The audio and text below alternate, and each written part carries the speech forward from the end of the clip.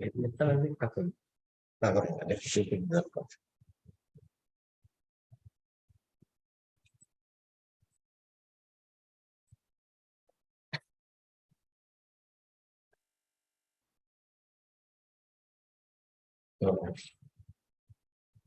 क्या बराबर है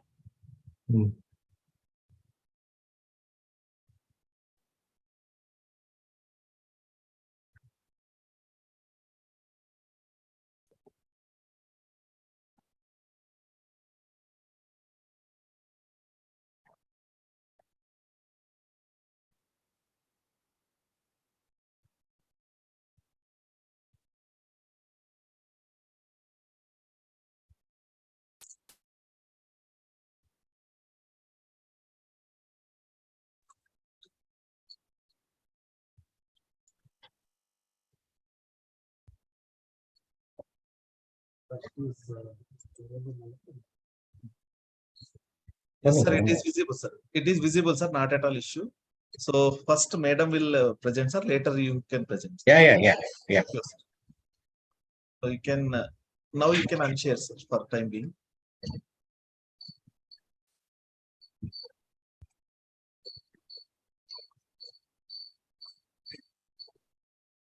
Yeah. Refresh. Drops. Makanan kayak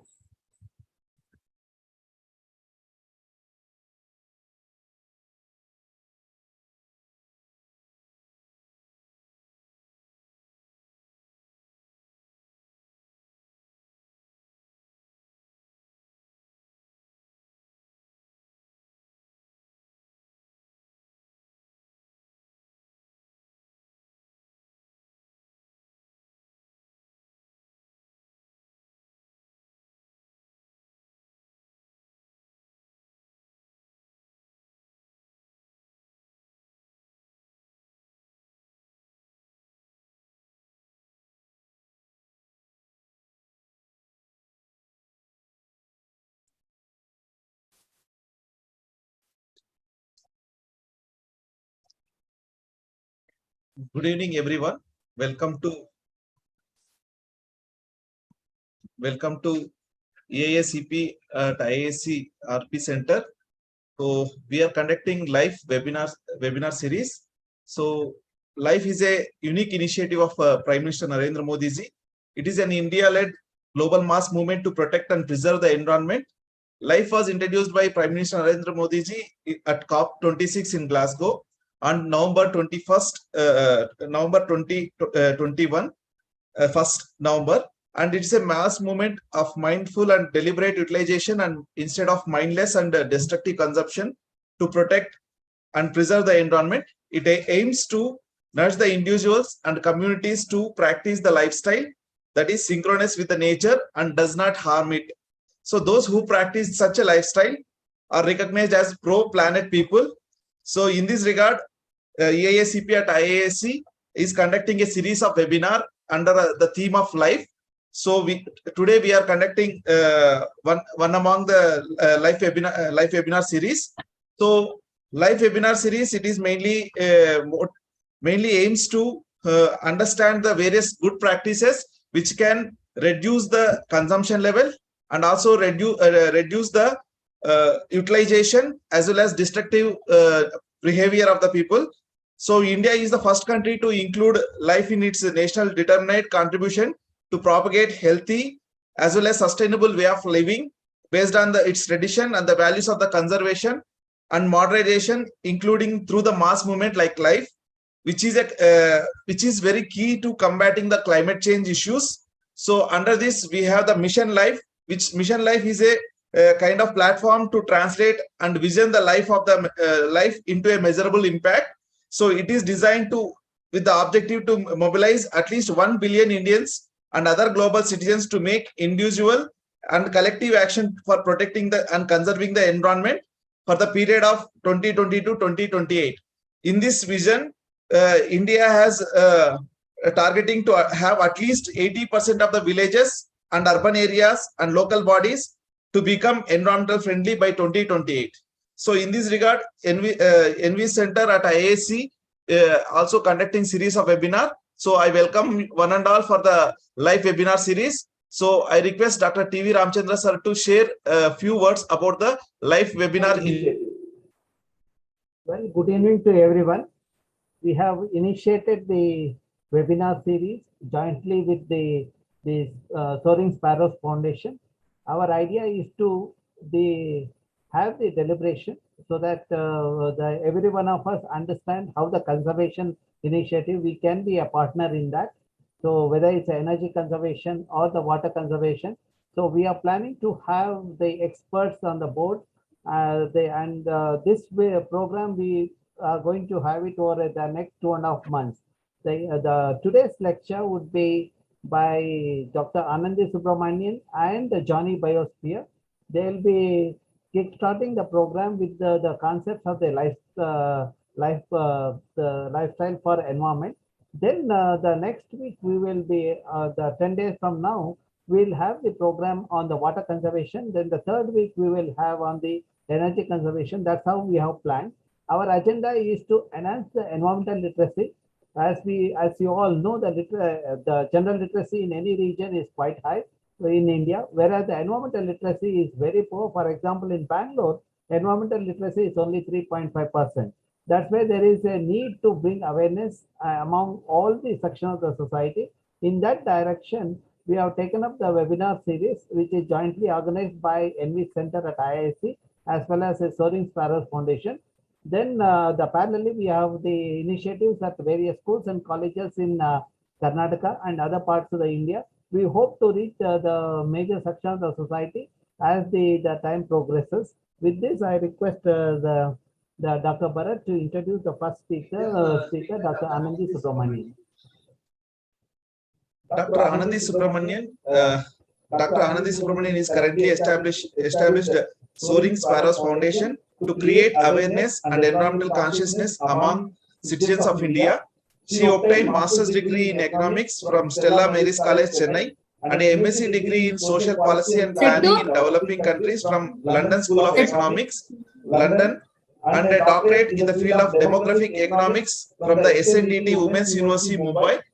She was earlier Senior Economic Advisor for Government of India, NV scheme, and NV scheme has become more popular and reached to the people of the country under Madam's esteemed guidance. She has initiated Green Skill Development Program, which is a unique skill development and training program under the NV scheme of the Ministry of Environment, Forest and Climate Change to cater to skilled workforce and demand in the environment and forest sectors. GSDP also enables India's youth to get self-employment in the environment sector. The program will help towards attaining the nationally determined contributions, sustainable development goals, national biodiversity targets, as well as frameworks under the latest waste management rules. So with this brief introduction, I request Anandi Madam to share her views on LiFE program. Over to you, Madam. Thank you so much, Bharat and Dr. TV Ramachandra. Should I share my screen? Yes, ma'am. Yes, ma'am. Is it visible? Not yet, madam. Not yet. Okay.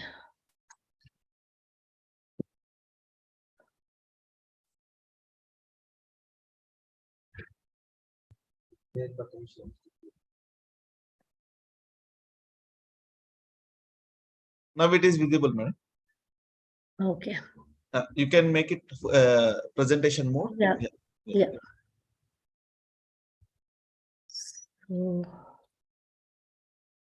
yes, ma'am. okay. So, greetings to all of you on the occasion of Makar Sankranti, Pongal and Lori. I'm sorry for my throat, slight problem. But as has been told by Dr. TVR as well as Bharat, that this is a series of webinar which has been organized.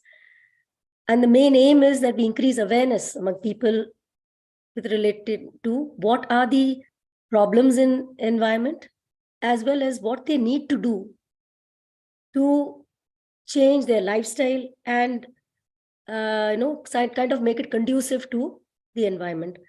So it is basically our hope that at the end of the entire webinar series, people will be ready to change their lifestyles and become part of the lifestyle movement. So, okay, I've one thing Bharat forgot to mention was that I'm also consultant to the page agencies, which is UNEP and UNITAR. In that connection, I'm consulting, giving them inputs on the lifestyle, basically making a paper on what should be the lifestyle methodology and the monitoring framework. And all these webinars would help in developing those ideas. So this is the structure. I'll just give a brief background of LiFE. And I don't want to delve too much into the scientific details of what are the problems, because I think most of you know there are issues. Only thing is you're not relating it to yourself. And I would like to introduce another concept which I feel is important here for people to get that relationship or interconnectedness with other life forms in the environment. And I'll discuss the common refrain, what are the brass tacks, just couple of examples of where the policy has gone wrong and what we should learn from it. A brief comparison of earlier and current lifestyles, and how should we approach the LiFE campaign. So the background is that all the international environment agencies have been harping on this for some time now, that our lifestyles are responsible for about two-thirds of all the greenhouse gas emissions globally. And that our food systems are responsible for more than 80% of biodiversity loss. So what we need to understand is that there is an interlink. I mean, as we go, please keep following this. There is an interlink, it is interconnectedness, which is what we'll come to later. And according to the latest IPCC climate report, if you address the lifestyle changes, we can reduce the GHG emissions by 40 to 70% by 2050. We also have the SDGs given by UNEP, which harps on responsible consumption and production. And largely till now, we have focused on production side. This is the first time we are taking it up on such a global scale of targeting the consumption side. The consumption side is pretty dicey because the consumer is not rational. The consumer cannot be expected to behave in a way that you think that logically that consumer would behave. It doesn't happen that way.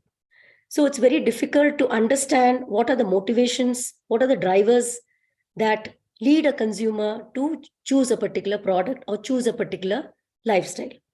So because of that, consumption was not in the focus. But now that this is very critical, we have reached a critical stage, this has now taken center stage. And our PM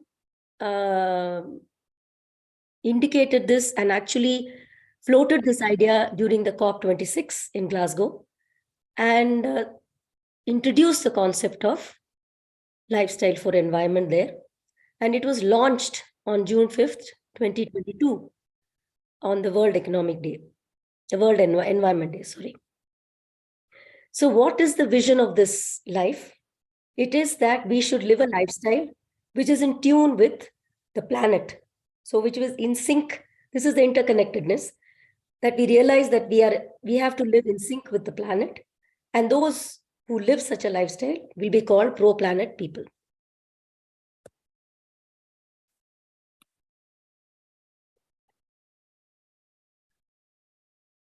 So why is this lifestyle for environment?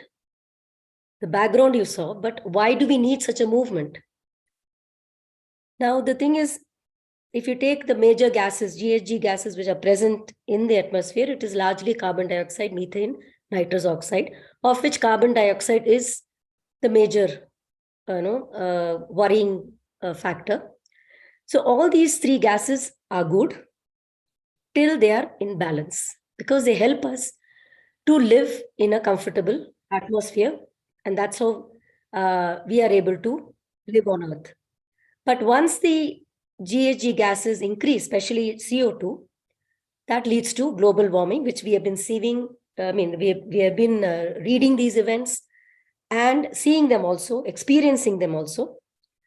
And all these GHG emissions leads to polluted air, health issues, and all those things, which you are already aware of. So I'm not getting into these details, and there would of course be other webinars which get into other details. So why is the increase in carbon dioxide emissions? It's because we humans have caused it.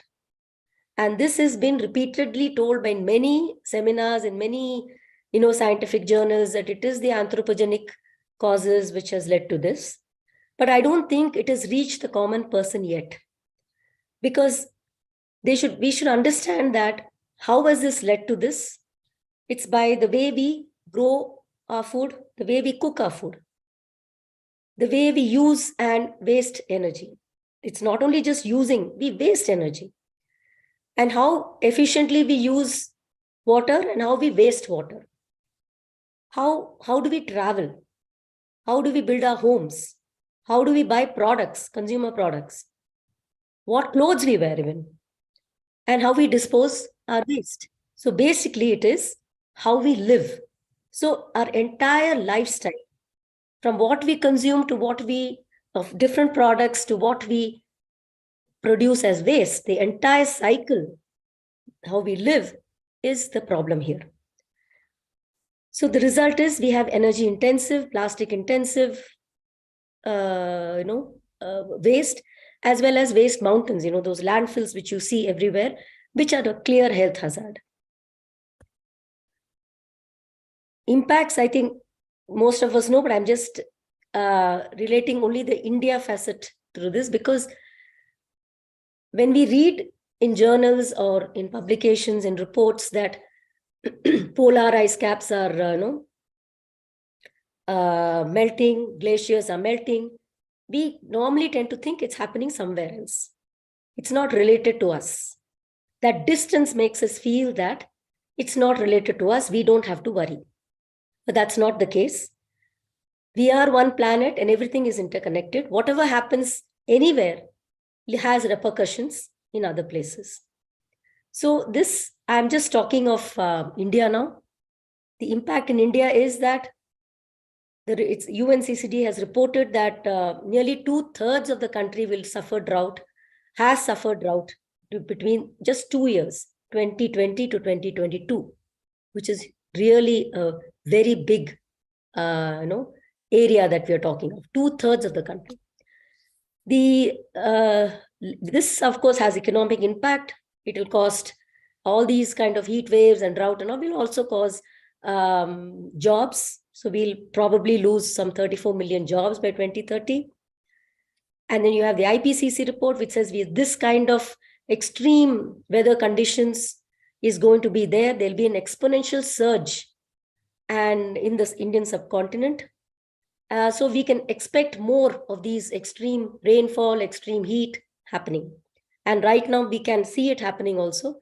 We can see how the North India has been gripped by the cold wave, and even Delhi temperatures have gone below 2 degrees.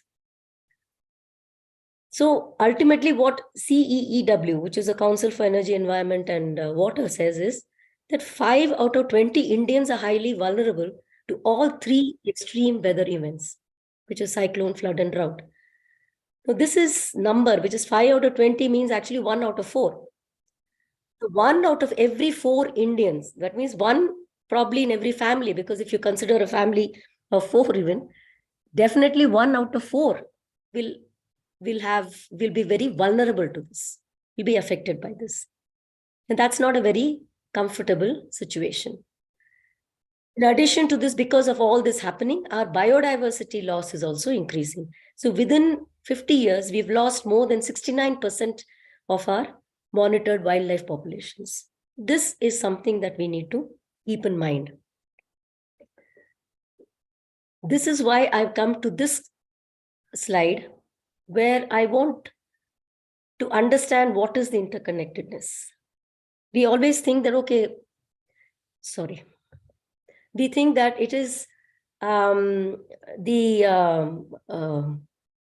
biodiversity is going. I mean, so what? Even dinosaurs got extinct. That is how somebody told me that we don't need to worry about biodiversity loss because that will keep happening. It is something natural. Part of it could be natural, but most of it is because of what we have done. And that is not good for us, because if you want to define life, which is what I try to do, what is life when we are living? So life, when I researched, there is no actual definition of life. Scientists are struggling to formulate a universal definition of life because of it's so diverse and each organism is so different that it's difficult to bring everything under one common definition. And we have other sources which say that water is life, soil is a living thing, air, because all these, they support microorganisms within them. So they're all living structures, living systems. So therefore, if we consider soil, water, and air are our life systems, then life would be basically these three life systems. Because without these three life systems, which comprise the earth, there'll be no life, which is why we have not found life on any other planet. So it is important that we recognize that when we say life, let us first think of air, water, and soil, and not plants, animals, and human beings. Especially human beings come much later. Because without air, water, and soil, plants and animals cannot thrive. And without all these, air, water, soil, plants, and animals, human beings can't thrive. So that's where we are at the end. We are not center stage. I think that's where we need to recognize this, that human beings are not the core of the environment. We are actually at the edge. And if we don't take care of this life systems, we will fall off the edge. It's as simple as that. So let us now understand that if we harm the Earth's biodiversity, we destroy a living component which regulates all the carbon and regulates the weather, everything. So we have nothing to do with that system. And I think COVID really taught us this lesson, where we found that when we were not there, during the lockdown, when human beings were not seen, we were caged in our homes, the environment, the life systems outside were thriving. I think all of us recognize this, and we appreciated that, we can see this happening. We can see all this. But what we didn't, I hope we have recognized it to bring in a change in us, that we are not important to the life systems. But the life system is important to us. We cannot exist without them. So since we are at the edge and not at the core, we have to take whatever chances we have to save the life systems. So at this juncture, I'd like to pose one question to you, and I think probably there will be a poll thing available. Yes, madam. Yes, madam. It is launched. Okay. Yeah. So, yeah, good. So the question is, if you can think, would you think and act differently if you considered yourself, the community, and the larger environment together as interconnected living systems? That is, you have recognized now that without life systems, we cannot exist. We are at the edge. So do you think you will act think and act differently. I want an honest, really be honest with what you write, because your answers are not going to be seen by anybody. It will just be a poll, which is we'll be doing. Okay, I didn't, where did that poll thing go?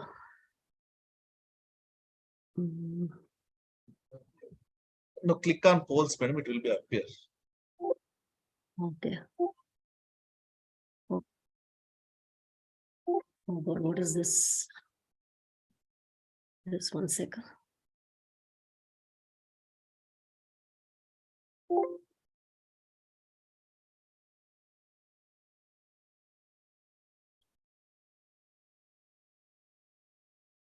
Where does this come from? Okay. Yeah, polls. Oh, great. So we have 100% saying yes. I'm really pleased with this. Okay, let's go to the next, because I thought there would be some people who would not. I'll have a few no's in this, or maybe you've not been fully honest. So what I'll say is, I just wanted to go through this aspect also, because just to clarify in the minds of the doubters who just put yes anyway, the common refrain is that I'm not affected. All this thing, it's not in my domain. I know I'm not affected. My daily life is going on. It is the other person's problem. And the other is that it can be a nation also. It is like, it need not be the other person. It can be a country also, the developed world, for instance. It's known that the developed world, they really used up all the resources, and they kind of developed at a pace which was really not good. And when developing countries want to grow, we are being stopped. This is a general, logic which is applied. I agree. I mean, this is very correct that they did that. But I think we have the unique opportunity of giving, to rejuvenate our life systems. I mean, everybody is affected by this. The developed country, whatever damage they have done, they're also affected by it. And in turn, we are also affected because we cannot develop in that pace, and we cannot use certain energy systems. We have been asked to cut down on coal consumption and all that. But the thing is that it is for our good, because from now on, we have the unique opportunity of being aware of this and saying that, okay, we will now consume and develop very consciously and using means which are good, which are sustainable, and which will help the future generations. So we are in that unique place where we will not be blamed for it, but instead future generations will recognize us that we really did a good job in rejuvenating the life systems, which was spoiled, and we were on the edge, but we brought it back. So I think this kind of an approach, the positive way of thinking of how we can impact, is important. And if you take the case of developed countries, it's very difficult for them to make a U-turn now, because they've really gone ahead. And the way they consume, the way they throw, it's so difficult to change their lifestyle, but they have to do it. They have to make a complete U-turn. For us, it's not that way. We have not reached that level. So it's easy for us to just backtrack a little bit and take on a sustainable lifestyle. So,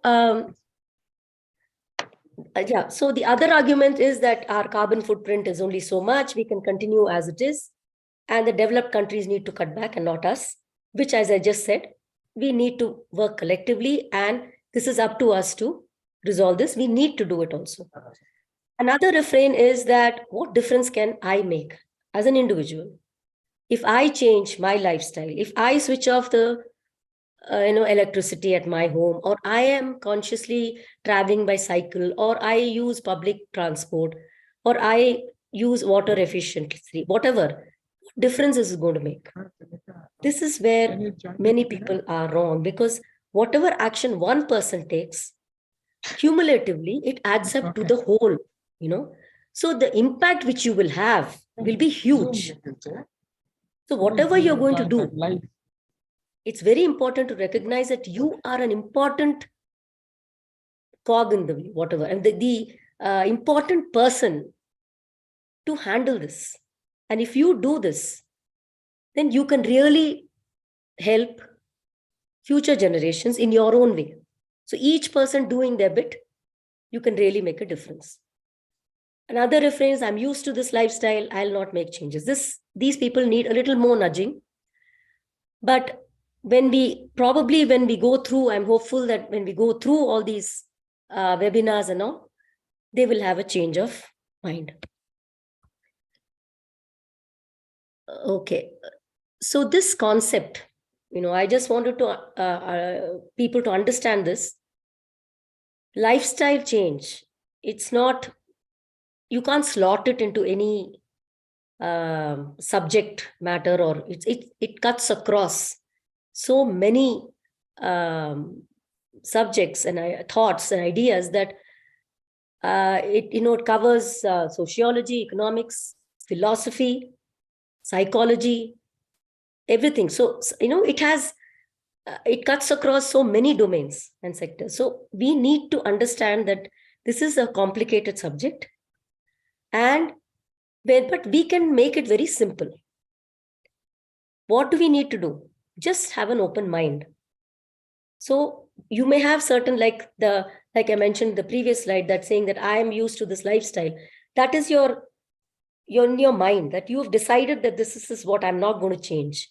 But if you leave, and there will be certain culturally challenging issues, or maybe it doesn't suit what you're doing right now, and you may have some preconceived notions about this concept.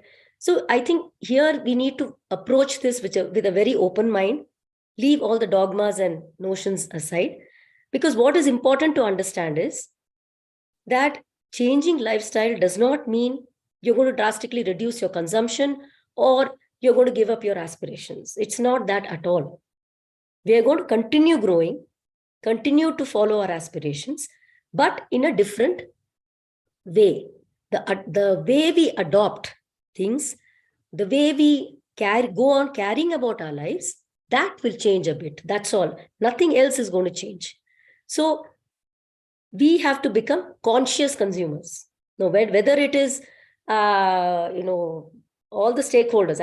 This is not only for the individual. This is for everybody. Whatever I'm saying is not only for individual, but also the community, the business, the government, everybody, because they're all individuals who make up these institutions. So we have to become conscious consumers, because we have to realize that whatever we do, whatever we consume, whatever action we take, it impacts the life systems around us. And once it impacts the life systems, it will impact us directly. So what do? Simply whatever is needed to be done in this hour, which is to adopt and adapt to whatever the changes are required. And individual actions will have cumulative impact. So every drop counts. And this is, as I said, it is a very complicated and it's a vast subject. It's a challenge. And for this, we need all the people together, their collective wisdom, our indigenous knowledge systems, businesses, industry, policy, measures, everything, they have to work together in a cogent manner. If one works against the other, it will not work. So we'll have to develop, as a consultant, I'll have to do this of bringing about a cogency in all our actions so that we can bring about a nice model which we can showcase that this would be the model that we can develop for lifestyle changes. So now this is the second question which I would ask you. Would you think and act differently if you realize that you, through your individual actions, can help save our home, our planet Earth? That is, you realize that you are very important in this particular case. Otherwise, you're in the edge. When you see the life systems, you're in the edge. But when you see what you can do, you're right there, a very important person. Whether it is 1 billion, 7 billion, 10 billion, each person is important. So if you realize that you are very important, would you act differently and save our planet and help changing your lifestyle? Could you just The is a poll poll has already launched, madam. thing there? It's already launched. Could I have the poll, Bharat? The second question. It is already launched, madam. Around 12 responses have been recorded. You can click on polls and you can be able to see.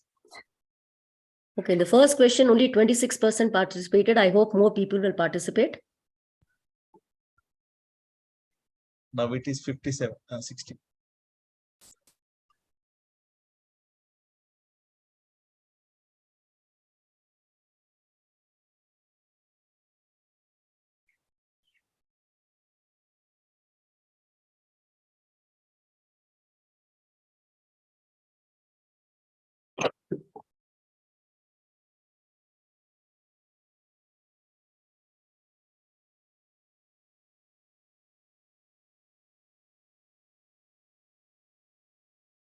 Okay.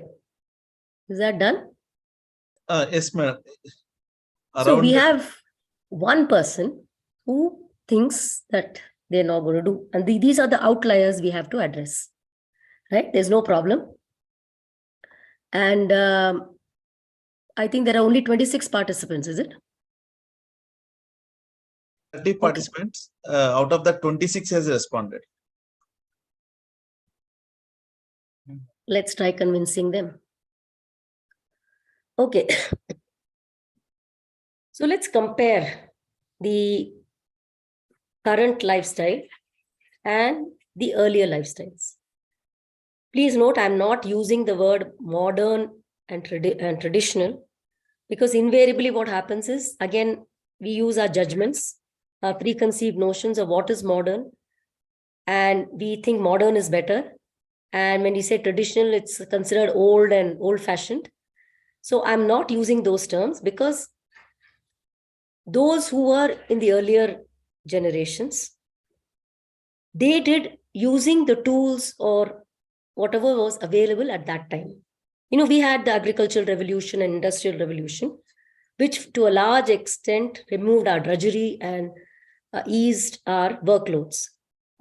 But the next, that is when most of the earlier generations were. The digital came a little later. And whatever tools they had, with that they lived their lives. So for them, that was modern, if you can put it that way. So modern and traditional is very relative. It's related to time. What is traditional in one may be considered modern later, and it keeps changing also. So I'm not getting into that aspect at all. I'm just saying what is the current and what was there earlier. So with the digital revolution, however, this was the one which really helped to reduce our distances. It really shrunk the world and made it smaller, because internet and all those communication devices, it really helped. But it also made us move farther away from life systems. Even in our own families, we have seen, if you take life systems as even humans, I mean, the entire life systems, people sit with their cell phones, and they prefer not to talk to anybody. So it has made us grow farther, though we are closer to the world. So it's a very complex situation. But I feel it is mainly because we think it's made us exclusive with the devices you have, with whatever material things you have. It has led a kind of an exclusivity. It's an exclusive club. The earlier lifestyles which were there, they were more inclusive in their approach. Why? Because they were in sync with whatever life systems were there. And, for example, even the rangoli which they used to put in their houses was made out of rice flour, and so that the ants could eat it. So you were even thinking of ants. So that is the nature of inclusiveness, the extent of inclusiveness. So that is something that we can adopt, right? Just be inclusive, just be aware. Okay, it is not the cell phone which is going to give you life. It is only a means to communicate. But the life systems are outside. So if we recognize this fact, that the life systems are outside, and that's where we get our produce from. Whatever you buy from the cell phone, using your cell phone, if you think it's coming from the grocery store or from the supermarket, it's not so. It is coming from the outside life system. So once you recognize, and even children are made to understand this fact, that it is a life system around us, which is important and which we have to take care of, I think they will slowly reduce their dependence on these things and become more inclusive. Another thing which we can take from them is being conscious in our consumption. Because right now, what do we do? How do we consume? Loads and loads. In fact, this Center for Science and Development, their Down to Earth magazine, they say people buy 60% more clothes today than they did 15 years ago. And they wear them for half as long. So I don't know, this kind of consumption, where you consume more than what is required. If you're consuming 60% more clothes, that is something that we need to take care of. So it's not that you don't buy clothes. It is how many do you need? So the need versus want is also very critical to understand. So that's why I said this subject is so different. It is on different levels. You have to approach it in, whether it's in a philosophical way or in a psychological way. You have to approach it differently when you're handling students and people, and you want them to nudge them to change their lifestyle. It has to be approached very differently. So conscious consumption is you decide when you go to the market, for instance, let's carry a carry bag, which our earlier generations used to carry. Remember, earlier shops never had bags. They never gave bags to anybody. Bags were carried from home to purchase whatever was required. So similarly, why can't we take a bag, a carry bag, a cloth bag, put it into our handbag or backpack or briefcase? It doesn't matter. So if you are coming from office and you suddenly decide that, yes, I need to buy something, open your briefcase, take out the cloth bag and buy the product. There's no shame in that. That shows that you are actually a very responsible and a conscious consumer. It will actually give you brownie points if you do this. And you can put it on your Instagram also, get more brownie points there. So this is something that we need to consciously do. And then what about, now we are kind of having this, because we buy so many clothes, or whatever items which we don't need also, we use and throw it away. Now, this is something that we need to avoid. Because if you see the circular economy of reduce, recycle, reuse and all that, it means first thing is reduce. So when you're talking of managing waste, that is the last stage of consumption. So let's attack the first stage of consumption, which is reduce it. There you ask the critical question of, do I want this product or do I need this product? If you need it, go ahead. You can't do without it. It's very, very much required in your daily, activities. Yes, of course. But if you want it because somebody else has it, or it is something that you just want to show, or it's, that kind of a thing, that is something that you need to think about. Whether you want it or need it, bring in that question when you want to reduce. That will automatically, if not 100%, let's reduce it wherever feasible, right? So let's start with that. Let's reduce our consumption wherever feasible. Then we reuse. Earlier generations, we always used to get hand-me-downs. It used to come down from each sibling. Even books and notebooks. You go to the same school, you get the same book, same things. It is just recycled and it's reused. So that concept has to come now, even among students who are now studying in schools and colleges, that it is no harm in using an old textbook, because you're actually saving paper by not buying that. You don't need an extra textbook. You don't need a new textbook. You just want to feel that new textbook, that's all. But it is not a requirement. So let's approach how we buy products in a different way. Be conscious and be a conscious consumer. In that way, we reduce the waste generated and automatically the landfills will reduce. So just imagine if all of us start doing this, the landfills will not be there and our waste generation will really come down drastically. So let's try to do this. I just try to share a couple of examples of how a policy which was designed after more than 50 years now, we're saying that that policy was not so good. It harmed us.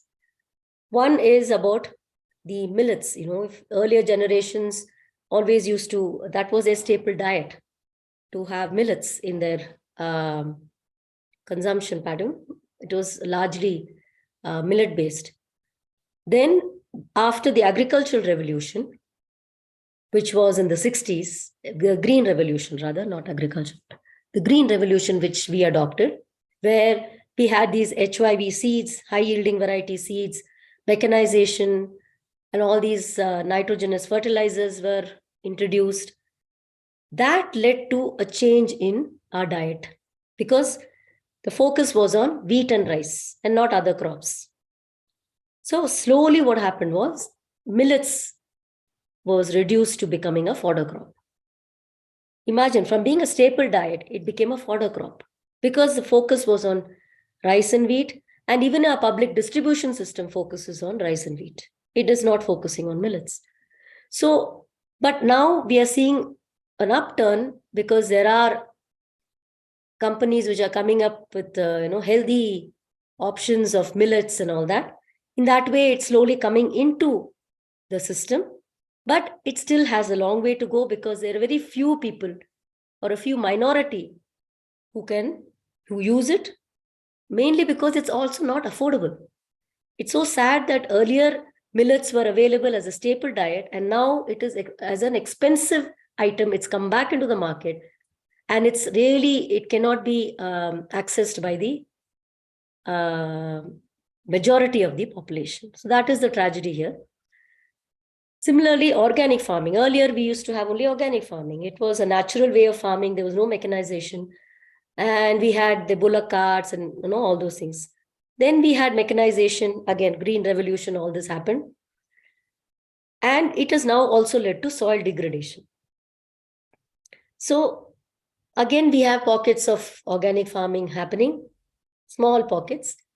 But again, we needed to, and similarly, as in the case of millets, organic farming, the produce from organic farms is very expensive. And it's again not affordable. So we needed to go in a bigger scale to come back to the original. So the idea is, what I'm trying to say here is, it has taken about 5 decades for us to understand, oh my goodness, that we have actually, even though the policy was good. Why? Because the aim was to feed our people, because that time India was going through a food crisis and we needed to increase our production of food grains in the country to feed our population. It was correct. However, what we probably overlooked was that it was leading to a monoculture production. So that is where we kind of did not see that the life system there was missed. We kind of missed that the life system requires all these things to be there, requires a diversified crop production. So all these things were missed. So it has taken about 5 decades for us. Let us not waste any more time in such kind of activities. Let's just be conscious. That is why I'm saying all stakeholders have to be involved here. You have to be conscious when a business is undertaking to market a produce or to produce something, or the government is going to policy, the life system, the impact on life system, the short-term, medium-term, long-term impact on life systems has to be part of the analysis. So this is very, very critical. We can't waste any more time. So what is it that we can do for this LiFE campaign? Right? You bring about conscious consumption, which we discussed in detail. And generally, I find at home, it's quite possible. And people recognize that if one person does it, if one family member insists, then other family members generally follow suit. And, they come together, and as a household, it becomes one unit.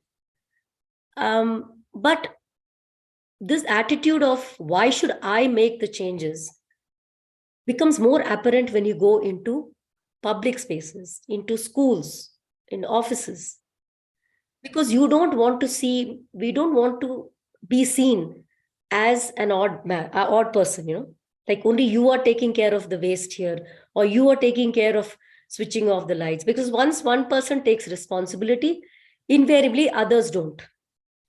So it becomes a pattern that they say, okay, this X is doing this, let that person do it. Let us not get into it. So this is where, if there's a rotational system or something, where each and every person in that institution is involved, it's very good. In fact, at school, I had a personal experience with eco clubs. Eco clubs are very quite popular. And I mean, it's a good program of the ministry and very popular among schools. Unfortunately, when I was doing the evaluation of eco clubs as a scheme of the ministry, I got a feedback from different teachers of certain instances in their schools. They related me one instance where one person was walking by in the corridor, and he found in the opposite direction, there was one boy coming from the eco club. He was part of the eco club. So promptly this person crumples a paper, throws it on the floor, and asks the boy who's part of the eco club to pick it up, saying, it's your job. Now if this is what eco club is teaching to students, then we are doomed. So what I suggest is that these eco clubs, they are not some elite clubs, or they're not exclusive clubs. They're not like a physics club or a chemistry club or music club or anything like that. Eco clubs is where each and every student has to be part of it. There is no club here, don't make it exclusive. Each and every student has to be part of it. They have to be involved in managing whatever they do, managing to reduce the use of paper, reduce, whatever is required in their school. Reduce that, recycle, reuse. They have to be part of the entire exercise, each and every student. So I would request, wherever you're having these eco clubs, please try to see if you can change it and bring in all your students into this, because we need each and every individual to change. It is not for the eco club person to change. It is for each and every individual to take up the responsibility and be a conscious consumer in the entire lifestyle, this campaign. That is very, very critical. Otherwise, we can't reach this 1 billion population which is being aimed at. It is impossible to reach if we work in such silos. It's not possible. So this is very critical. And we want to make LiFE a mass movement. And in that case, again, each and every individual's participation is important. So we'll have to change the attitudes and the way the children are molded in their schools. It's very, very important, that they realize that how the life systems are so critical and how we are harming them and what we can do to save. So this is something that each and every individual has to know. So what do? We can leverage the local cultures. Locally you have many things happening where you have the lifestyles, patterns, which are coming from our forefathers, and, it is being passed on through generations. We follow that. How we, use it is largely there in many families in India. And that's the biggest advantage we have over other developed countries, because we already have a culture of, this kind of sharing, caring, and this is who we are as Indians. So I think let's leverage on that, the culture we have, and the climate friendly social norms, beliefs whatever we have in our daily practices, let us leverage on that also. Let's not let go of any wisdom that we already possess. And I would request, if at the school level, college level, wherever it is, if you can share your ideas of whatever you're already doing in your homes, whatever knowledge you already have, whatever wisdom you have got from your earlier generations, please share with us, because that would really enhance what we are doing towards this life, mission life. It would really enhance whatever inputs we can give to the government of what is already prevailing in India and which is our strength. So I would request you that I end it with the third question. Would you like to become responsible life ambassadors in your area? So I would pose it to, now there are 32 participants. Please see if you would like to become responsible citizens, where you can sort of spread this awareness among people who are not aware of it, and try to bring them on board in the LiFE movement. So, okay, 14 only have answered out of 33. What about the others? Not interested. That's fine. Okay. So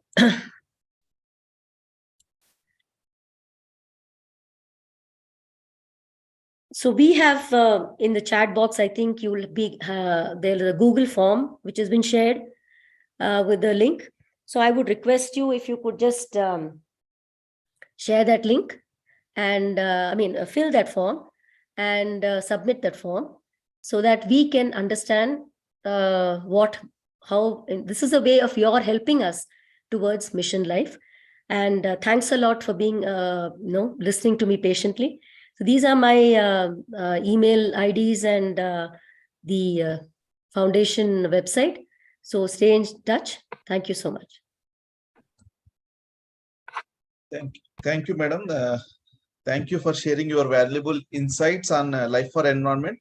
So you have shared how the change in lifestyle can benefit the environment and also improve the quality and reduce the pollution. So thank you for sharing your views. So now I request participants, if you have any doubts or anything to be discussed with madam, the forum is open for the discussion.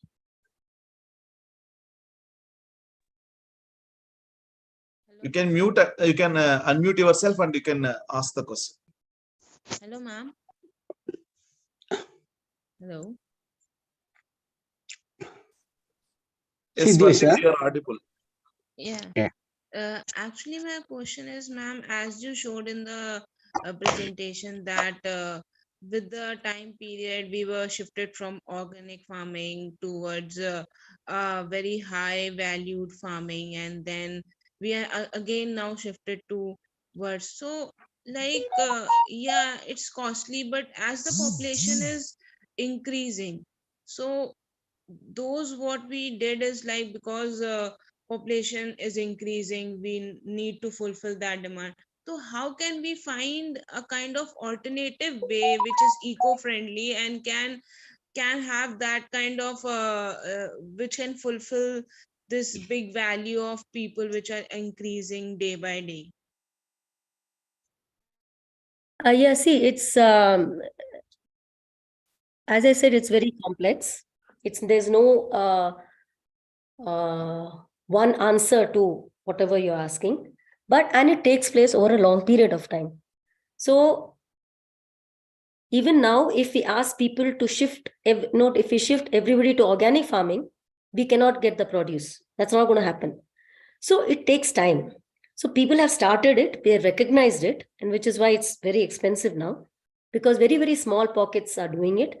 And it will take a long time for that soil, which already has this, influx of all these fertilizers, you have to kind of let it lie. You cannot grow on it. So it is going to be very, very difficult to get back into it. But let's see, we'll have to make a start. I think that has been made.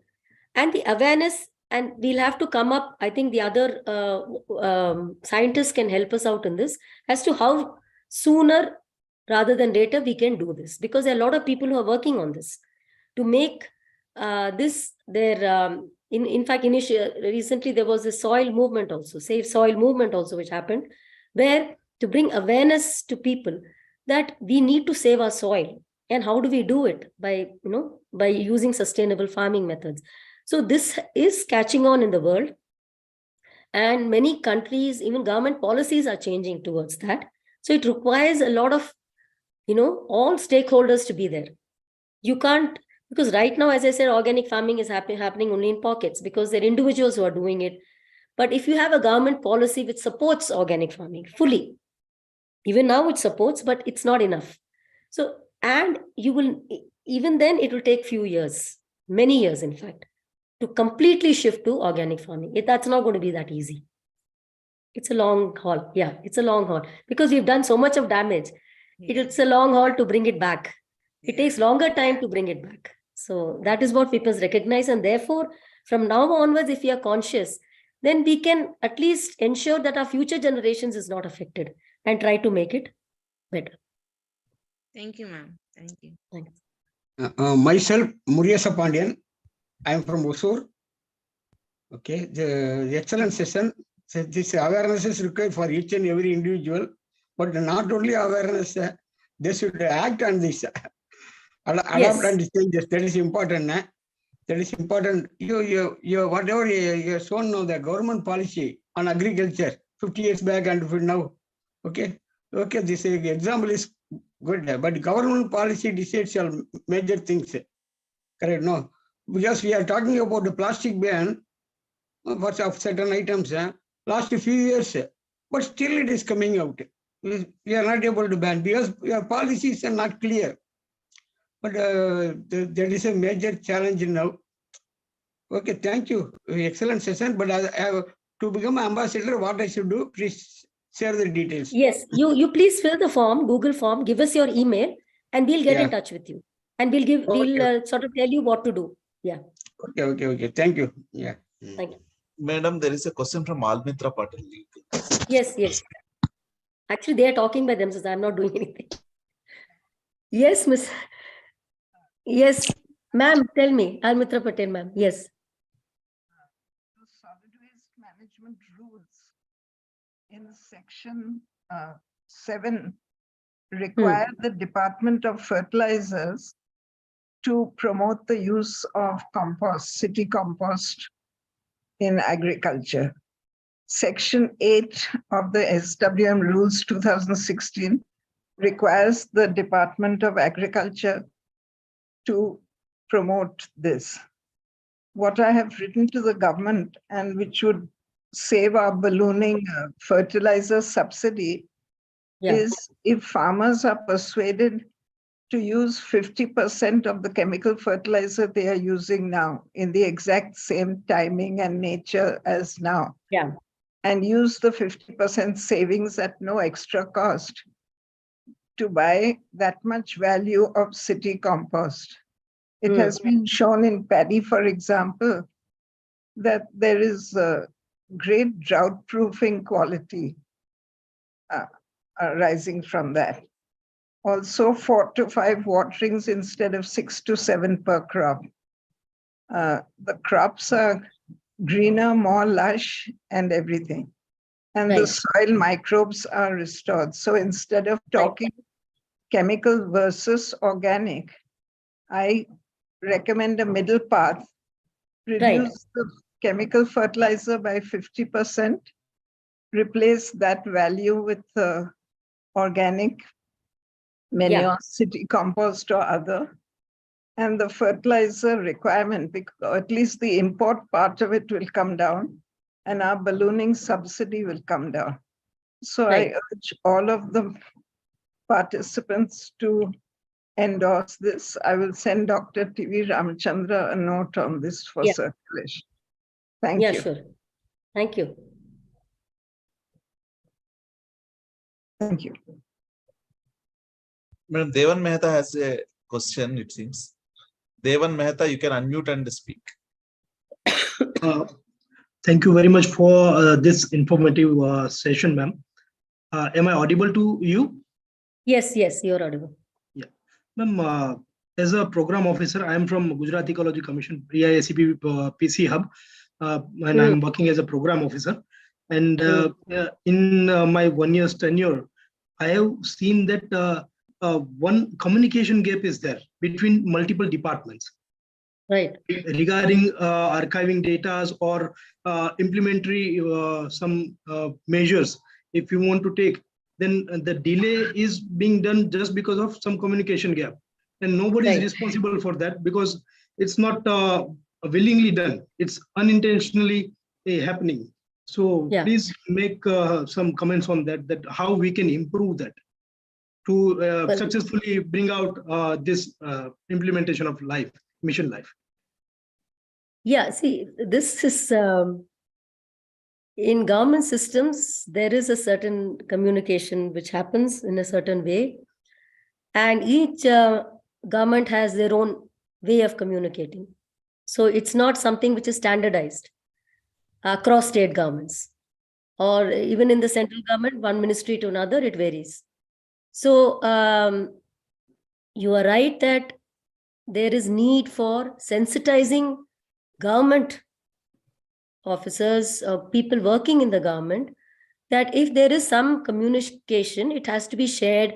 The urgency of it has to reach the person concerned. So it is something which is required from the government side as a stakeholder with respect to LiFE or any other. Actually, it's not only with LiFE, for any other thing also. It takes some time for any communication to pass through various stages and reach the final stage. So if we can, they at the center, they try to reduce the number of people who are in each level. They try to do that, but it's very difficult because there's so many people in various levels, and each wants to be involved, have a say in the file, that it becomes difficult to actually say who is the person who would actually be involved and reduce the number of the layers. So that is up to the governments to decide. I think you'll have to talk to your Gujarat government for that and find out how they can, because you can start it there. You can, this is one issue which you can yourself raise with respect to communication in the Gujarat government. I mean, and say, how do we reduce the communication gap by reducing the levels of, where through the stages through which communication passes. So this is something that has to be done. And I would suggest if you can take it up with your government, it will be good. And let us know what happens also. Keep us informed. Thank you. Thank you very much, ma'am. Just want to ask an additional question, if you are allowing me. Simultaneously, ma'am, I am trying to asking the same question for all EIACP centers, because while I am comparatively new to this work. Earlier, I was in Wildlife Institute of India. So now I am also thinking that even if we can develop a platform that can intensify or that can increase the communication speed among the EIACP centers, it would be great. It would be great initiative step, because we have a common umbrella or common mode of we have common mode of communication also. So if we can do something with a common platform, it would be great. I think you already have the secretariat in the ministry, which is the common platform for you for all the communications, and it is through them that it goes through all the EIACP centers. So and I know that they work against time to push all the communications. When I was there also, that is how we work, and they continue to work like that. So I don't think I don't know if you have any suggestions, you can write to the secretariat and the ministry and say that these are your suggestions. See, what happens is, it is good if you have suggestions. There are problems everywhere, but what we are asking is, don't expect solutions from the government only or from somebody else. You can be the solution. You think about it and see if it will ease. If you want something to ease your work, find out what is it that you need. And if you need some thing to, from the ministry, then you write to the ministry and say, okay, if you do this, this will ease our way of working. That will be a good way to start, so that you give a solution. You be the change. I mean, you try to bring in the change that is required in the system. Because the system is as it is. It will, if nobody questions the system, it will go on perpetuity. But if you want to change, then you will have to think about it. And if you can approach the ministry or whoever it is, the government, with the solution, it makes it easier to implement also. Thank you, madam. Thank you so much for your valuable insights. Now we will move on. So we have another session by Johnny Biosphere. So I request Johnny Biosphere to share his presentation. Hello.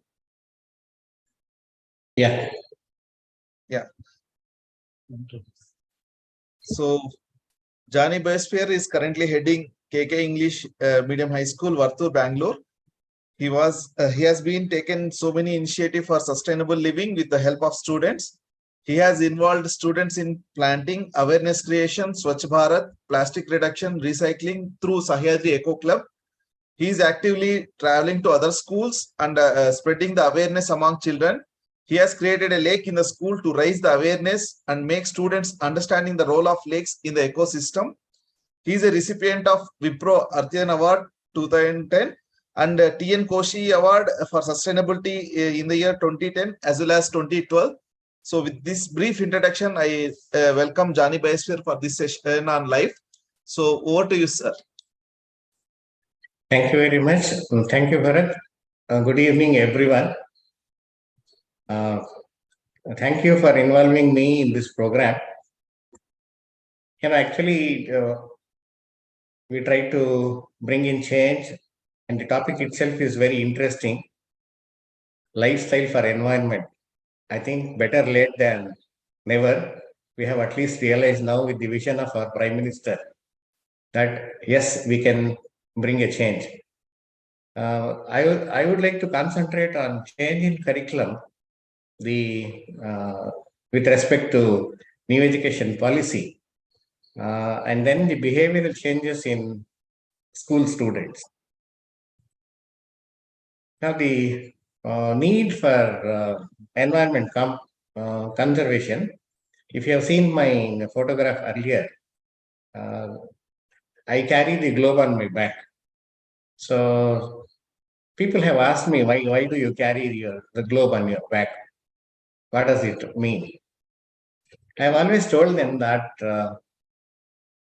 if I am something today, it's because of my mother. She sacrificed everything of hers to make me grow. When my mother is sick, what do? I give it back to her and I carry her and protect her. In the same manner, Mother Earth has given us all her resources for our growth and development. But unfortunately, we have used it in such a manner that Mother Earth is sick now. She needs our help. She needs to be protected. Therefore, as a duty, I carry the globe on my back. Now, the need for conservation is very important because we have only one Earth, only one place where life is existing, and we need to protect it. Today, everybody talks about pollution. Everybody talks about so many problems that we are facing today. But unfortunately, we have forgotten to think as to why and who is the cause for all these problems today. If you look back and think, then you will feel that we have depleted the natural resources to the maximum. In our greed for development, we have totally thrown planned developmental activities to the bin, and we have caught hold of unplanned developmental activities, which simultaneously has caused such a huge problem to all of us.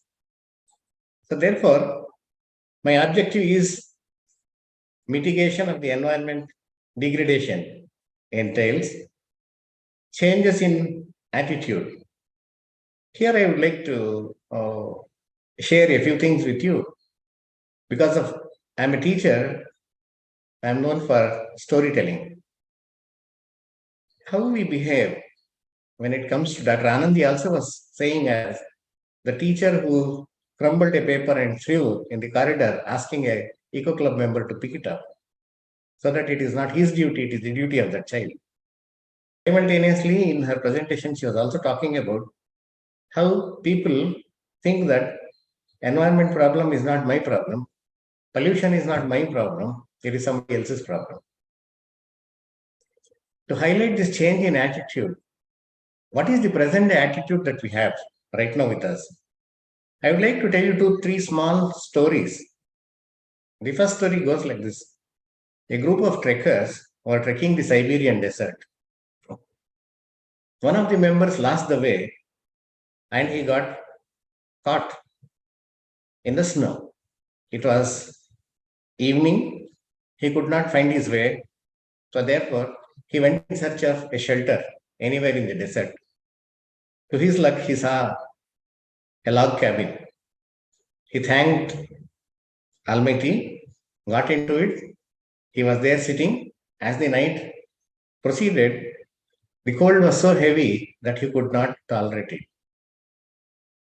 His mind said, anyway, log cabins, why don't you create a fire? Burn one. He burned one. After some time, he took off another log. He burned the next. It went on like that. And in the morning, when his friends came in search of him, they saw him dead. This is exactly our attitude towards the natural resources that we have today. We have degraded them to such an extent that we think that it is development, but unfortunately, we are sinking into it today. The second story that I would like to tell you is how people think that it is not my problem. If I use one plastic carry bag, how is it going to make a difference? If I buy one sachet of oil or one sachet of shampoo, paying 2 rupees or 3 rupees, I use it once and throw it out. That's not that. How does it make a big difference? I would like to highlight it with a story with Akbar and Birbal. This everybody knows. Birbal was a very clever jester. So Akbar called once and told him, why don't you check the honesty of the people in my kingdom? Birbal said, very fine. It's very easy. I can easily do it. Give me a day's time. So he called all the drummers in those days. They went on drumming in the capital, saying that everyone should carry one tumbler full of milk, pour it into a huge cauldron that was kept in the palace inside. This was announced. As evening proceeded, they saw a long queue of people standing, carrying a tumbler in their hand. Birbal was very happy that the message has reached everyone. So when they bring, pour it, and they go away in the darkness of the night. Early morning, both Birbal and Akbar were very enthusiastic. They came down to see the cauldron full of milk. But unfortunately, there's not even a single drop of milk. It was filled with only water. It was quite shocking. So Birbal called all the drummers and said, what is the message that you gave to the people? They said, we asked them to bring a tumbler of milk and pour it into the cauldron. Then what is this? Said, please save my life. We have done the job what you asked us to do. Then Akbar said, get everybody there to the palace. Let us see what has happened. Where was the miscommunication? So everybody was summoned. The first person came. He was asked, what was the announcement made? He said, my lord, they announced us to carry a tumbler of milk and pour it into the cauldron. What did you do? He said, if you save my life, I'll tell you what to do. Birbal said, okay, Akbar also said, okay, fine, you tell the truth. Oh, my lord, I thought when the whole population is pouring milk in that, if I pour a tumbler of water, it will go unnoticed. So I brought a tumbler of water and poured it. Second fellow was summoned, same story, third fellow. Everybody in the town poured only water. This is exactly what we are doing with the environment today. We think that my switching off the light or my controlling of flow of water in our tap, if reduce the amount of water, how much is going to difference? I think that how much of a difference will it make? Absolutely no difference. So that is how we have been doing it, adding on to the pollution without logically thinking of how much of a difference can it make, how much of a problem it can cause little later. And you look at the attitude of the people. The people who are at a higher level think that they are not the polluters. Like Anandi ma'am was also saying that the most developed countries like US and other European countries, they are the most polluters, but they are blaming us Indians.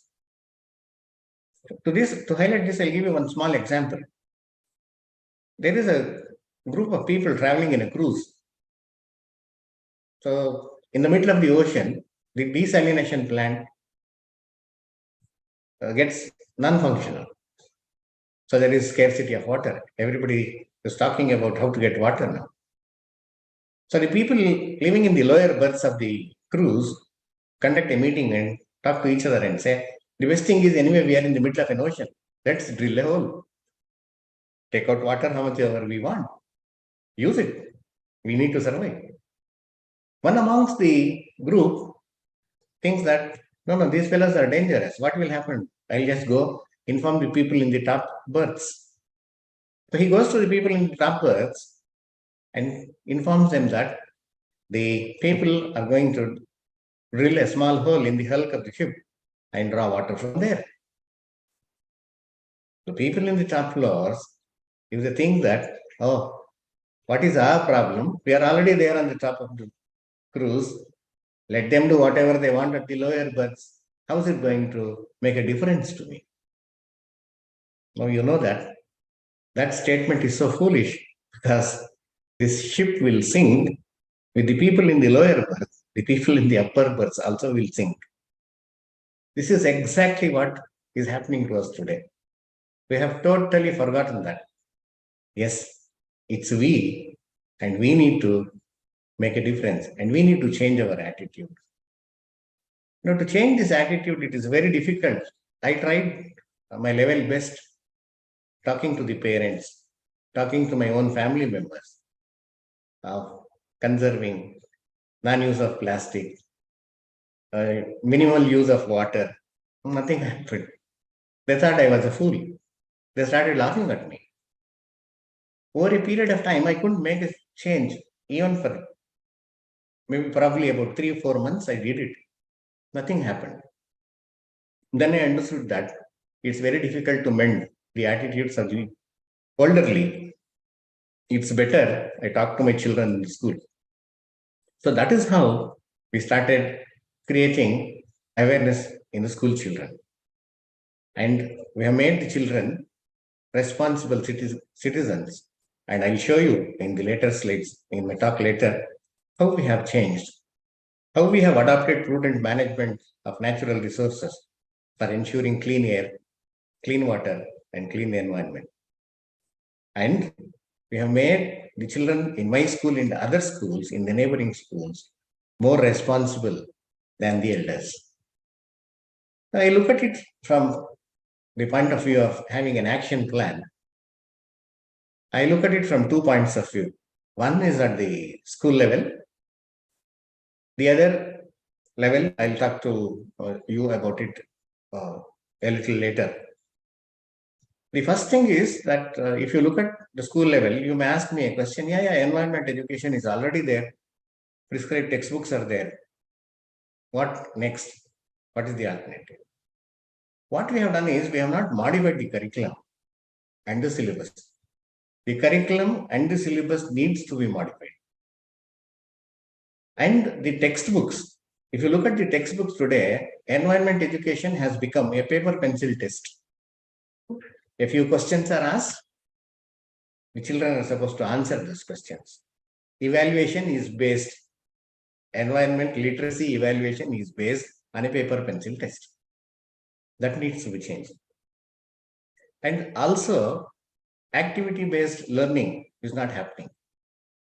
See, as a teacher, I have found with many of my own friends and colleagues, my own teachers working in my school, They think that they are there only to teach, not to make the children learn. So there is a vast difference between teaching and making the children learn. Learning is permanent. Teaching, after writing the examination, the child will forget it. So therefore, we need to bring a behavioral change. That is how, what we need to do next. The first plan of action that I think is the best rules at pre-primary and primary and middle and higher secondary schools. One change has to come here. This is the first level of change. Teachers training programs today, as per NEP, it is an integrated education program. They have 6 semesters of theory and 1 full year of a program where they actually go to the schools. They go there, they practice, they get their certificates. Now in this 4 years integrated program, the new education policy talks about introducing the concept of education at BA Ed, BSc Ed, BCom Ed, education. So the revised curriculum at school today, if you compare today's curriculum, there is nothing much which is there for the children to do or to learn by themselves. So therefore, the revised curriculum at school level should include concepts of ecosystem and environment in all subjects. Here I would like to highlight environment in all subjects because we think that environment education should be there as a science subject. Environment education should be confined to biology. I would look at the other way also. Why only biology? Environment concepts can be included even in mathematics, even in addition and subtraction. In addition and subtraction, we tell the children about, so many apples, so many toys, or so many numbers. Alternate it with number of trees, calculation of area. In that, you talk about trees, you talk about animals, you talk about forests, you talk about lakes. You can do that. Even in economics, you can include the value of each tree. What is the value of a tree? Our children don't know it. Economically, yes, the growth. Today, Dr. TVR was talking to us the other day in the conference, lake conference. And Dr. Kumaraswamy also was mentioning that we need to also look at the economic value of the forests. Today, we don't know what is the value of a tree. That is why you see, whenever there is a road expansion, hundreds of trees are being slaughtered without knowing the value of them. So therefore, the revised curriculum should not be confined only to a language textbook or science textbook. It should also be included in maths, it should be included in economics, and also in history. See, today, nobody talks about Ashoka, who had those highways, and all the highways were, avenues of ficus trees. It was such a great thing. Nobody talks about it now. We need to do that. The next, the textbooks, today's textbook, if you look at them, they have become like paper pencil tests. Prepare them for a question, then an answer. Activity-based and task-based is not there. That is missing. So, textbooks should contain activities and tasks.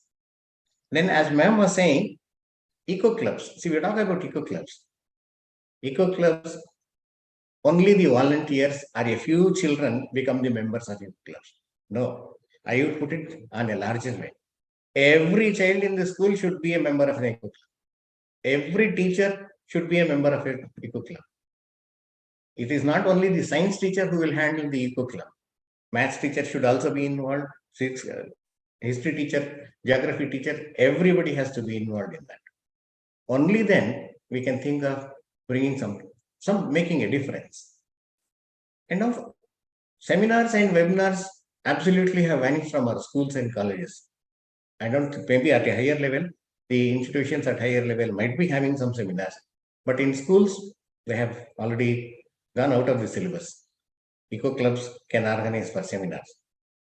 And then experiments, majority of the experiments that were there earlier in the textbooks are not there in our curriculum today.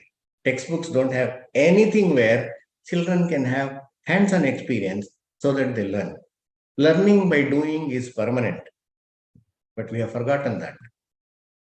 And taking out children on field trips, this must be made mandatory. And field visits have to be included. Now, once we bring this change at the school level, then we can make a change. We can think of something positive that is happening. Now, students, actually what happens is the change in behavior. How do we do that? You involve the children in experiments. The neighborhood, mapping of the neighborhood biodiversity, energy conservation, mapping of the lake around your school, or a river around your school, or even the borewells or wells around the school. Then also, waste to wealth. How do we produce, reduce, reuse, and recycle? We have done it. We have been doing it.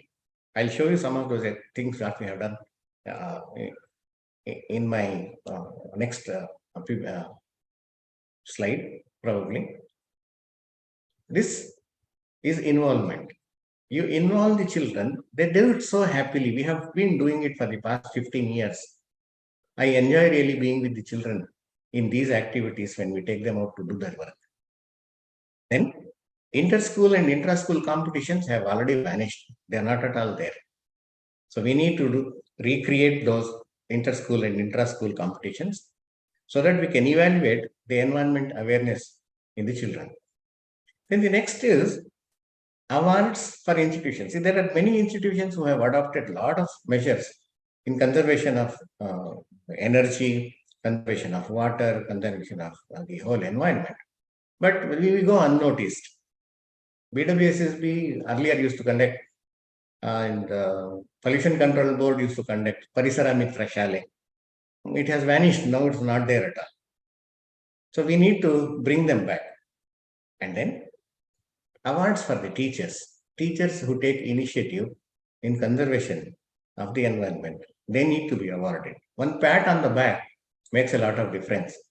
That only TVR through the Lake Symposiums have been doing for all of us. He inspires us. And then the next level of action is the second level of action. I would like to concentrate on the teacher training programs. See, what is happening is, as per the NEP, the Integrated Education Program, in this program, the undergraduates become teachers to teach in high schools, and the postgraduate teachers become teachers to teach in the higher secondary school.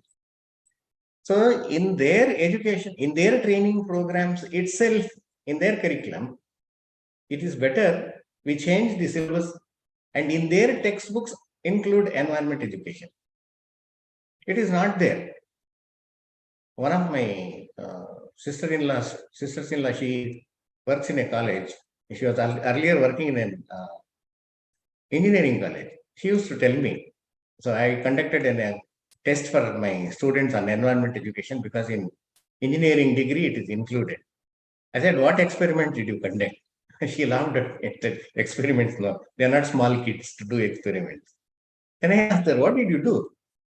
She said, I gave them 4 questions to answer. I asked them to choose any 2 and they answered. I evaluated. That's it. That is what is happening. There we need a change. Now, in this 1 year's internship program, which the teachers undergo now according to the NEP, a 3 months compulsory training has to happen either at Center for Environment Education or an environment program that TVR conducts, Center for Ecological Sciences at Indian Institute of Science.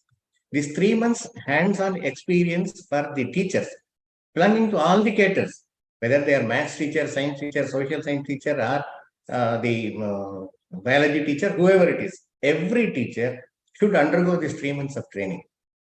Then they will all be aware Then the next important aspect that I would like to discuss is the 6th semester of the undergraduate program for these teachers training. It should include project work, and that project work has to be on environment, and it has to be assessed and evaluated. It should be a program where they do a project, they take up a project, do it, and then show the results. That would help them to have an hands-on experience, and the training would definitely help them to become effective teachers when they get back to the school. Field trips, these teachers under the training should be taken out to IISc, should be taken out the other places where they need to see what exactly has happened. How there are initiatives that have been taken up to protect the environment. And some of the schools which have adopted these measures, they must be taken out on field trips to these schools to be shown so that they can replicate when they go back to their schools. Then the next important aspect is environment awareness for all teachers. As I said, teacher educators also need to be made aware of. See, today what is happening is teacher educator program has a totally different initiative. They are trying to empower the teachers in their skills. But this skill of environment protection and conservation also needs to be done. So therefore, the teacher educators also need to be trained. I think, as I have discussed earlier, either they must be given a 3-month or 6 months program at CE or CES. That would be definitely help them. Then the next is the compulsory in-service training program. See, what is happening now is I study, I keep all my knowledge with me of education till I get my job. This is very unfortunate. I have witnessed it, I have seen. It's my experience that most of the teachers, once they get a job, they forget about all that they have learned in their training programs. So therefore, I suggest once in 3 years, there must be a compulsory 3 months or 6 months program for these teachers, either at CE or CES, to improve upon. And they should carry a certificate so that they will get their further increments or in-service benefits and things like that. Otherwise, it's going to be a mere waste. I'm sorry. Now, the activities that we can take up at the school level. See, at the first level, school level, what activities can we take up? We took up the first one, that is reduce, reuse, and recycle. What we did? This we did for plastic waste generated at home. How to manage the plastic waste that is generated at home, which is less than 40 microns. So what we did was we asked the children in our school to collect the plastic that comes home and carry it to the school one day. So we assigned class 5 is on Monday, class 6 on Tuesday, like that the whole week. We kept huge boxes. I'll show those pictures later. And children collected. Whatever they had collected at home, they collected it, they brought it, and then it was very surprising that in a year's time, we collected 1,600 kgs of non-biodegradable plastic waste, which was less than 40 microns. Then we didn't know what to do about it. So we happened to come across with one person, one Mr. Rashid Khan. He heads at KK Plastics. So he used it in asphalting the roads. They asphalted the old airport road and also the Kabban road in the city. And that those roads lasted a longer period of time than other roads. So therefore, see, this is what we did. The parents used to get it to the school. Children used to get it to the school. We used to segregate. You can see these bags where we have given it to the vendor, right? And what is the effect of this? Today, I can proudly tell that no student of my school uses plastics. Whenever they go shopping, they carry cloth bags.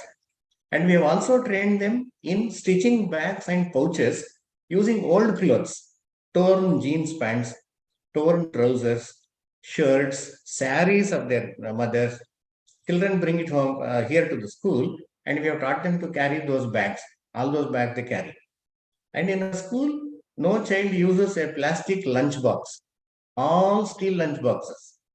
No child uses a plastic water bottle. All steel water bottles they get into the school. So that is the change that we have been able to make it in children. Then the next was the waste that is generated in the kitchen. We wanted the children to understand the use of biogas. So we put across the idea to the children.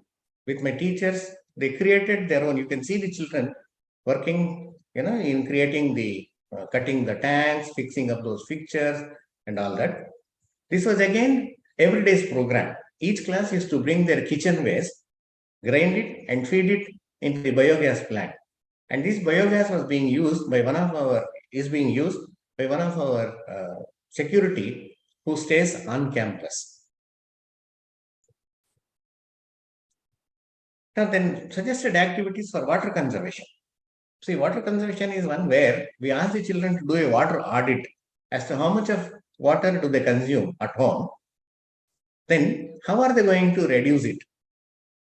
See, it was quite surprising. Children themselves came up with these ideas, and then we suggested them to use these point optimizers. The point optimizers we have fixed up in the school also. It gives bubble, less water flows out. So there is a control in flowing of water. Then on rainwater harvesting, yes, this was very important. So therefore, we adopted the whole process of rainwater harvesting in our school. And then during summer season, our school trees had to be watered. So we came up with water bottle drips. I'll show those pictures. These water bottle drips had two advantages. One, we were able to teach them a phenomenon of physics, because I make a small hole on the top of the bottle, one small pinhole at the bottom, fill water and close it up. So the air pressure, flow of air through the top hole, force the water to come out. Atmospheric pressure we were able to teach them. And the plant used to get drip by drip water for 2 days. Once in 2 days, the children used to fill it up. See, this rainwater harvesting, we have got these water tanks. And every year, if I am not wrong, approximately 2.5 to 3 lakh liters of water we get from our rooftop. And we have a groundwater recharge pond. We have a to dug the borewell. And the advantage of this groundwater recharge pond and the hole that we have sunk near the borewell is the rainwater is flown into that. Holes are drilled to the casing pipe, and it is filled with brick waste and then stones, small pebbles, and then charcoal, and it is closed. The rainwater flows into this, and then it seeps into the borewell. The advantage of this groundwater recharge pond is that the 550 trees what we have in our school, plus this recharge pond. In the neighborhood, my neighbors have gone up to a depth of 1,500 to 1,800 feet for the borewells, and they get only 500 to 600 gallons per hour water flow, and that in summers they dry up. But whereas the borewell in my school, this borewell is just the total depth is 480 feet. I have a pump at 450 feet. So with that pump, 2,000 gallons of water we get for the school throughout the year without interruption, even in summer. Many of our school parents come and ask me, sir, what is that magic that you have done? And I take them and show them, it's not a magic. This is what we have done. Grow trees, store water, help water in groundwater recharge. Automatically, your bore will also get water. See, this is we're talking about water bottle drips. Once in 2 days, the children used to fill up water, 2 liters of water, and leave it. The next aspect was on energy conservation. We asked them to do an audit at home. How many of them have got the incandescent bulbs and then CFL bulbs?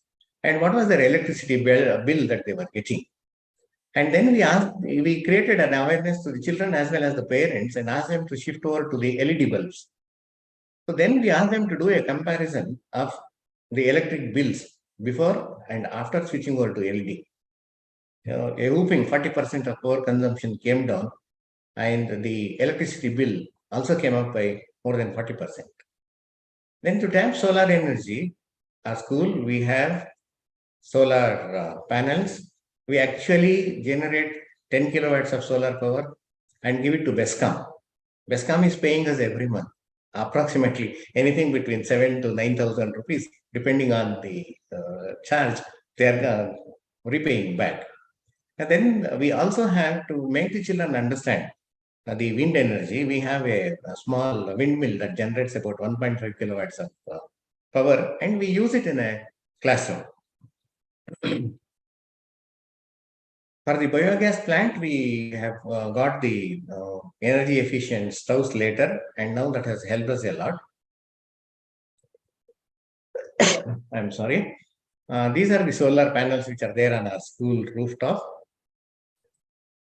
This is the windmill I was talking to you about. And then fuel consumption, fossil fuel consumption. We wanted to create an awareness to the children.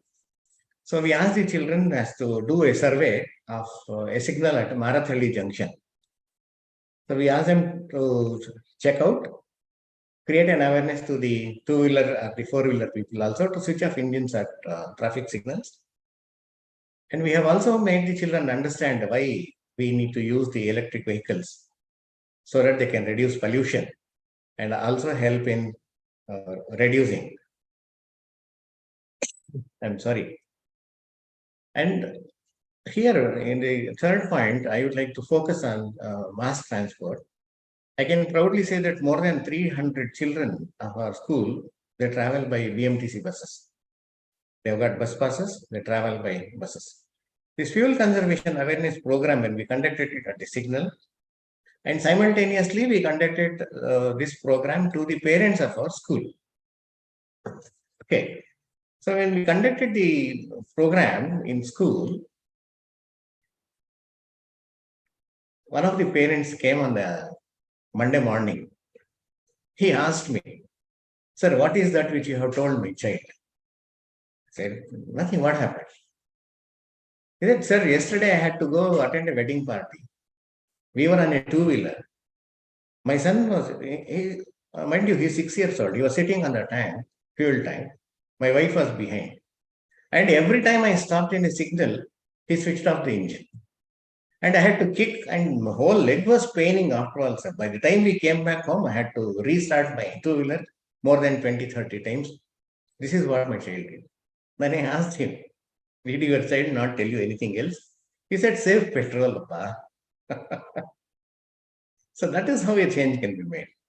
And this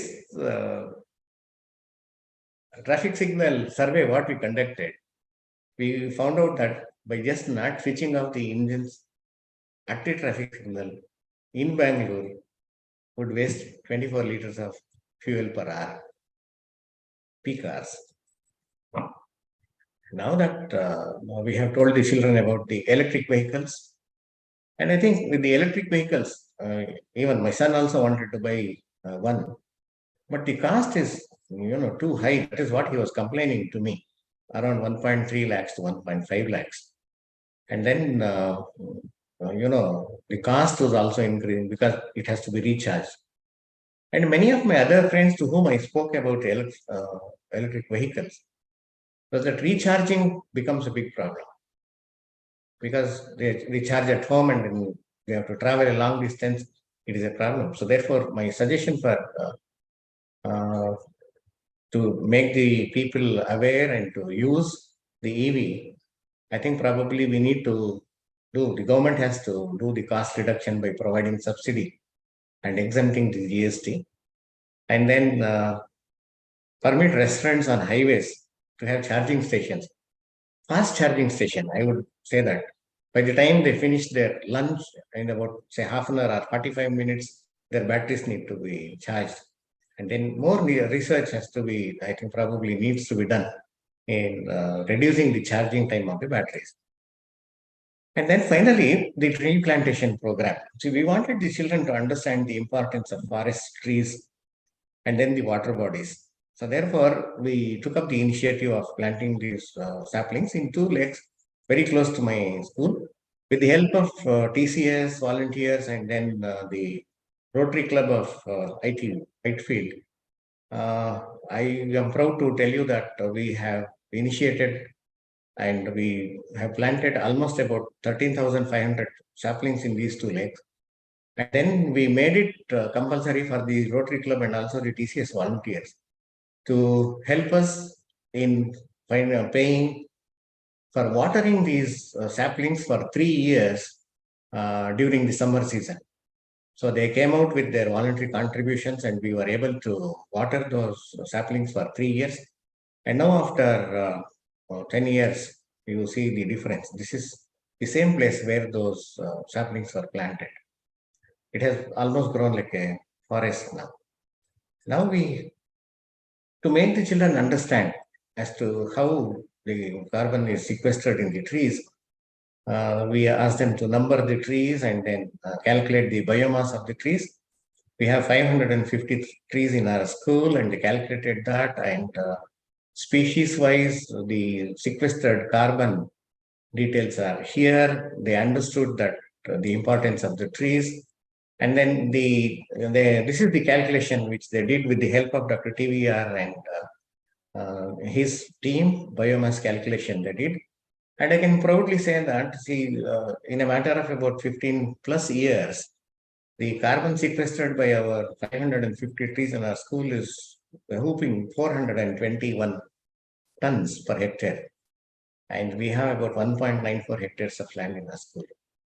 Now, this is the change which has made the children understand because they did it by themselves.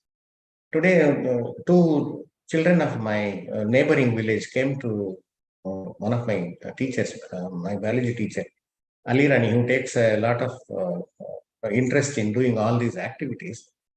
They said that, ma'am, there is another lake. I think there one temple is coming up, and behind that there is a lot of space available. Why don't we adopt it? So we have adopted that lake now. With the help of volunteers, we have planted. TVR sir and his team also had come up there. And we have planted somewhere about 300 saplings by now. And then from the village panchayat, we have got a permission to establish a butterfly park. And TCS volunteers have come forward to finance that. And if the butterfly park comes, then that would create an awareness to the farmers. And because they are the best pollinators, and we may be able to create awareness to the farmers simultaneously for the children to understand the importance of the butterflies. Now, all this said and done, see, as individuals or as institutions, as responsible citizens, we really take interest, and there are a lot of people who are doing this. Some of them are doing it knowingly, some of them are doing it unknowingly, some of them are doing voluntarily, some of them are doing with pressure, but we are doing it. I think at the same time, the government also needs to bring certain policy changes. Because if the government also, if the government doesn't support, then people, their morale will come down. These are a few suggestions which I thought should be taken up by the government. The subsidy has to be increased on solar panels, the fixtures, then inverters, batteries, and domestic windmills, and also GST. See, today GST is 18%. Can you believe it? 18 plus 18. 18% is the state government's, 18% is the central government, 36%. It becomes a very costly affair. And rainwater harvesting equipment also, both the cost as well as the GST, if it is reduced, I think many households, though BBM, Bangalore City Corporation has made it mandatory to have water harvesting equipment, but it is a costly affair. Medium and low income group of people, it will be very difficult for them to procure this equipment and then have it. Then it was quite shocking. I just read about 2 weeks back the forest department's announcement. Saplings were being supplied. I still remember when I buy from them. A small packet sapling of about 1 feet, 1.5 feet is available at a subsidized price of 1 rupee. A bigger sapling is available for 3 rupees, and that 4 feet tall saplings were available for 5 rupees per sapling. But today the cost has escalated. The 5 feet sapling is around 180 rupees. And then the smaller ones are 50 rupees, 60 rupees. The smallest ones are 10 rupees each. We talk about afforestation. We talk about growing trees. At the same time, the government has increased, the price of the saplings to such a high level, forest department, that people will definitely withdraw 180 rupees to be paid for a 4 feet sapling. And people will think twice before they buy. The 4 feet saplings, why am I talking about them, is they can withstand the summer and they can grow. But the small saplings have to be taken care of, which is a bit difficult that way. And the government has to have this mandatory rooftop solar devices. Probably if the subsidy and the GST decreases, I think every household will definitely jump in to have solar panels on their rooftops. And then the renewable energy devices, there are people, most of them are unskilled. The youth needs to be trained in repair and maintenance of these renewable energy equipments. Then finally, setting up of service units and repair units, and then to maintain the RE devices. I think that should happen at every village level, every road, maybe, so that it is easy for the people to get the non-functional units functional. And then finally coming to, see, everything is, as I said in the earlier, a few minutes earlier, a pat on the back is very much needed. So today, rewards and awards for teachers have been totally forgotten. And even if some awards are there initiated at the taluk level, district level, most of them go for their methodology in the academics. And nothing comes for environment. Now, a separate teacher award program for teachers at the primary and the secondary level, if it goes for environment education initiatives, then I think that would be wonderful to help the teachers to boost up their morale. In the end, see, the seeds of lifestyle for environment. If sown in young minds of students at institution level, yes, there is a hope. By 2050, we can put our collar up and we can say that Vishwaguru are we the Indians. And this, we can make that change only if we all join together. Together, we can make a difference. Thank you very much for giving me this opportunity. Thank you. Thank you, Johnny. Thank you, Johnny Biosphere, for sharing your valuable thoughts on NEP and also role of teacher in molding the students. And you have showed the various options to make a change in lifestyle as well as the requirement of policy change. So now the floor is open for the discussion. If any participant want to share their views or have any questions, they can interact with the speaker. I request Murugesh Pandyan to unmute and then speak. Okay. Okay. Excellent. One more excellent session. Okay. Thank you. But I like to know how we are calculating the carbon sequestration. Yeah. If you share the details, will be good for us. Yeah. See, by calculating the girth and the height of a tree and calculating the biomass, okay. There are formulas available for calculation of the biomass. I'll show you that slide. Yeah.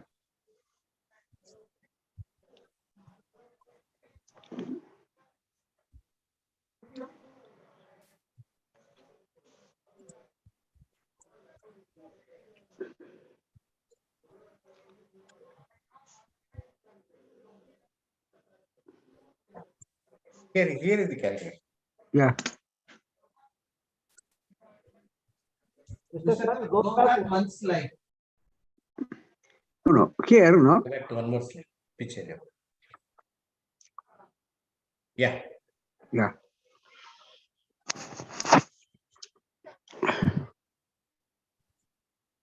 These are the trees, huh? Yes.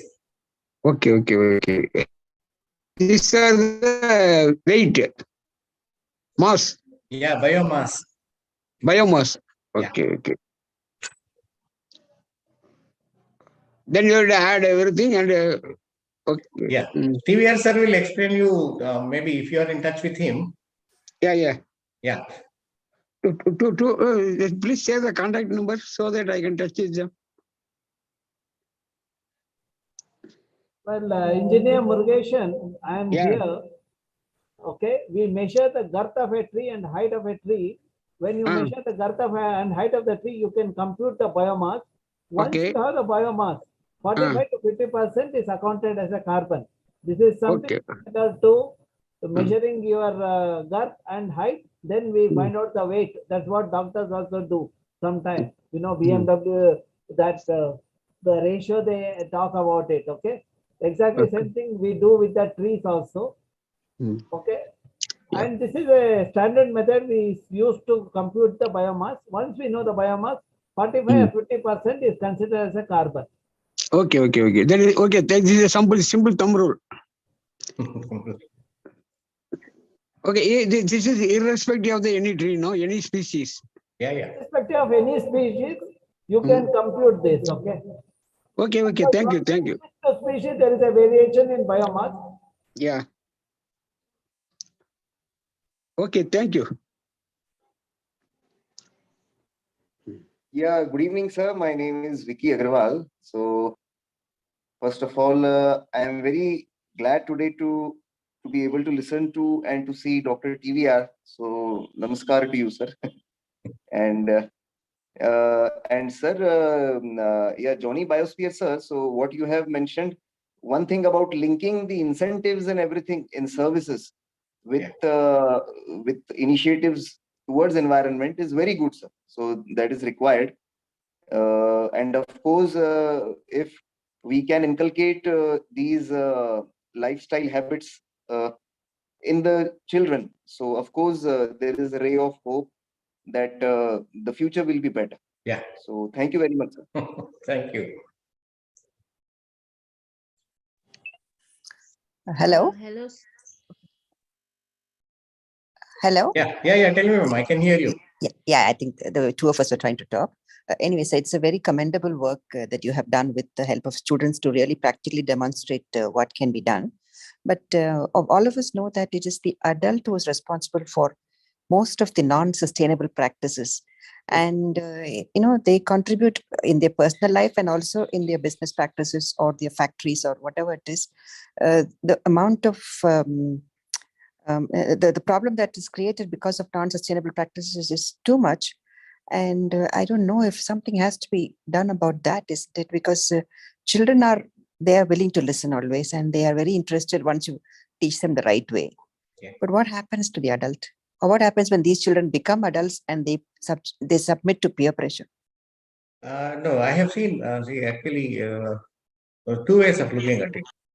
Most of the parents now from our school, they have one complaint. Sir, my child doesn't allow me to do anything which, creates a problem to the environment. Whenever I go out, my child makes it. See, one example that I would like to give is, whenever the parent is going out to buy vegetables or anything, the child makes it because the child has stitched those bags. I could not display or show the photograph of those bags. Waste jeans they have. I think there is one there. You just check one bag. So they make the parent to carry it. And then the second important aspect is during this Deepavali festival, we made the children understand the harmful effect of the crackers. I am proud to tell you that more than 60% of the children of my school did not buy crackers. The parent was furious. One parent came and fought with me literally. And he said, how can you do like that? What is that which you are teaching my child? And it's a festival and we need to burn crackers. I said, fine. But to what tune? I asked the parent, what did the child tell you? The child said, Appa, I don't want a competition. Because in the neighborhood, there were competitions. Like if the neighbors are burning, they have burnt crackers for about 5,000 rupees. This fellow will buy crackers for 7,000 rupees, 2,000 rupees more. The child said, Appa, I don't want competition. Let us not burn. And I also asked the parent, did you ask the child what was the reason? Other than environment, the child said, they showed one video in my school, Abba, I saw children of my age rolling crackers in the factory, they are not getting education. Why should I burn the crackers? That's a change that happens. See here, here is a bag. See, use the trouser cloth. This is children themselves have stitched it here in school, and they use it. You see this? Jeans, use jeans. So that is how we can. But actually, some of the parents in our school also have understood as to why we are doing it. Because every parent-teachers meeting, we have it twice in a year. So whenever we have that, we make it a point to make them understand the importance of environment, the kind of pollution that is happening, and the kind of problems that we are facing today. So that is how we change now. And some of those students who have gone out of our institution, say our institution is about 44 years old. The students who have gone out, we keep a track of them. Many of them come back and tell me, sir, this is what we learned at CES. This is what we learned in the Lake Symposium. This is what we have learned here in school. This is how we have adopted it. So for that matter, even some of these employees, TCS volunteers, to whom Dr. TVR and myself, we go there to create environment awareness. They themselves have brought a lot of changes in their own lives. Carpooling was not known to them. Many of them are doing it.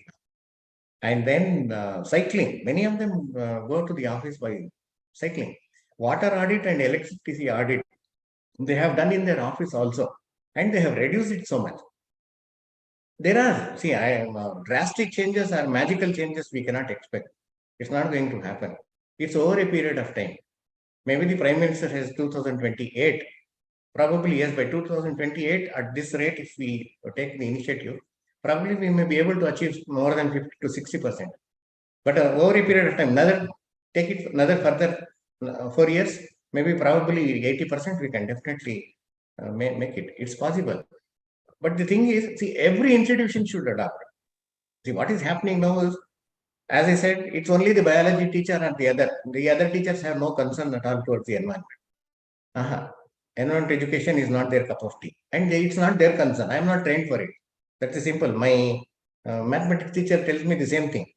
I am not trained for environment. Sir. Biology teacher has to teach it. So when she attended 2-3 programs, and when in one program TVR, brought certain problems, like how Bangalore has become totally urbanized and the difficulties that we are facing, and how oxygen, number of trees has reduced. The survey says that 8 trees are required for a person to get oxygen. But now in Bangalore, we have 1 tree for 8 people.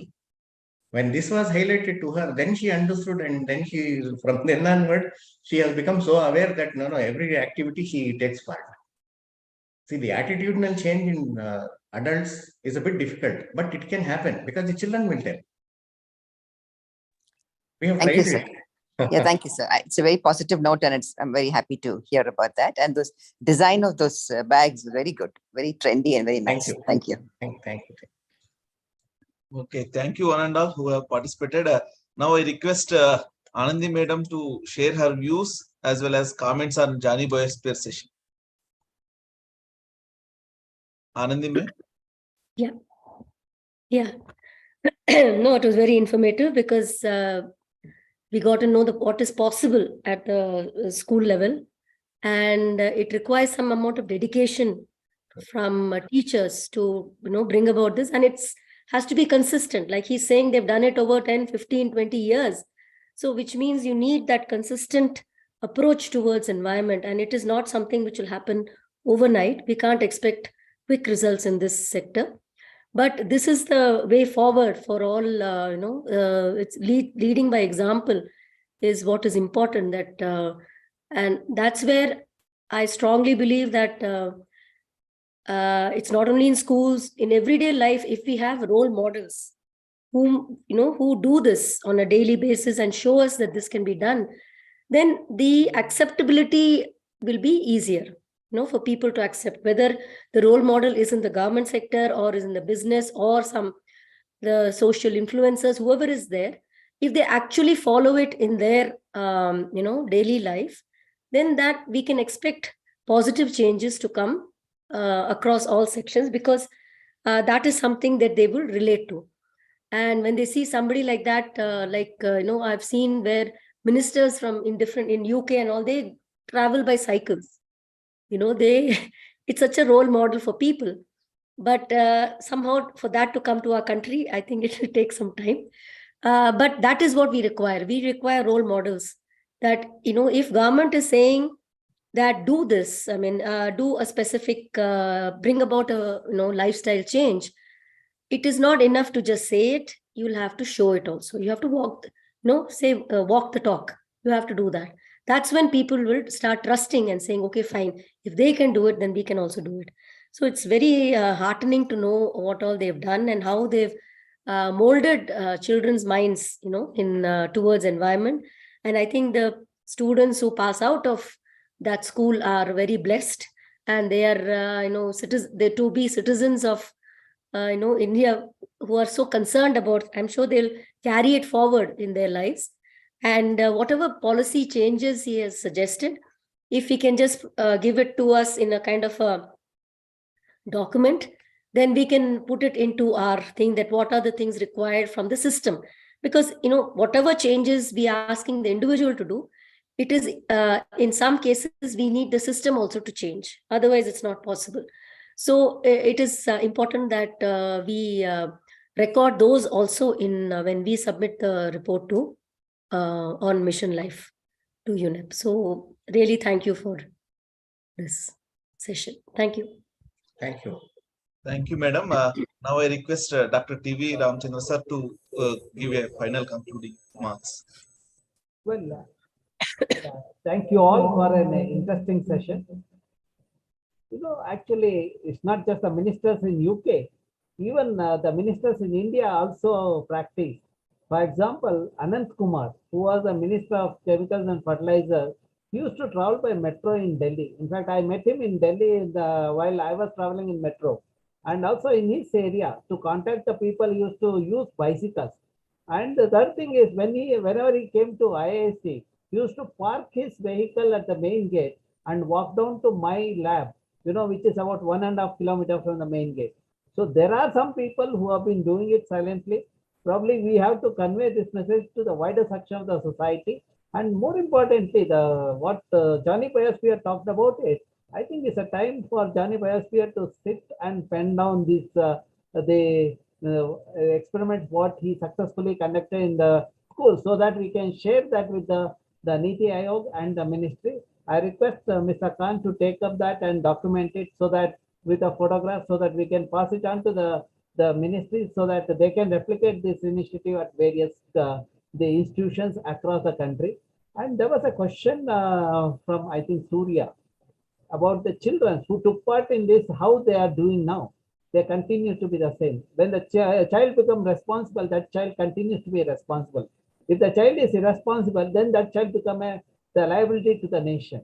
In fact, some of the children who took part in this 98-2000 program, today they have become a faculty in various the leading institutions in India. They follow the sustainable path. Actually, some of them don't use even car in there, though they earn a good amount of money.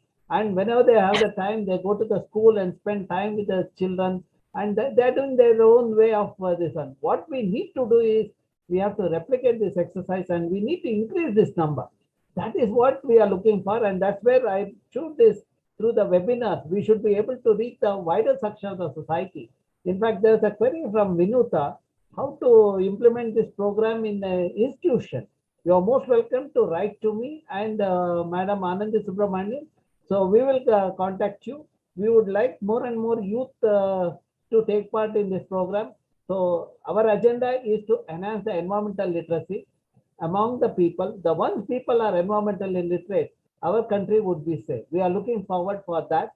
So in that connection, we join hands with all the people, all sections of society. You are most welcome to write to us, the Anandi Subramanian, and also to me. My email is tvr@iisc.ac.in. You can write to me or anyone, Johnny Biosphere or any of my group members. Immediately we will act on that. Okay. Now Dr. Bharat will conclude the session. I just want to say that people in this session also should fill up that form because it will enable us to progress in this. So I request all the participants to fill that Google form. Thanks. In fact, Dr. Bharat has listed twice. He has posted twice actually. So you please fill those details as early as possible. Yeah, just a reminder. Yeah. Dear all, thanks for active participation. So we will continue this webinar series further, and we will let you know also the future webinars which we are conducting under EIACP, IISc, So please subscribe to the YouTube channel, and this same talk is available under YouTube.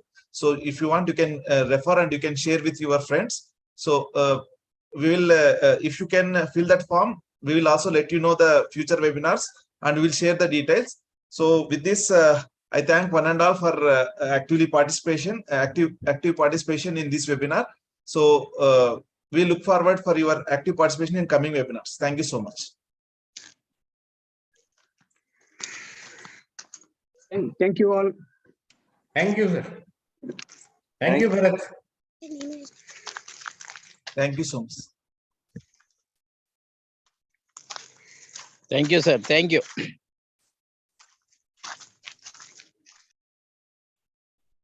So probably Johnny Biosphere and Madam Anand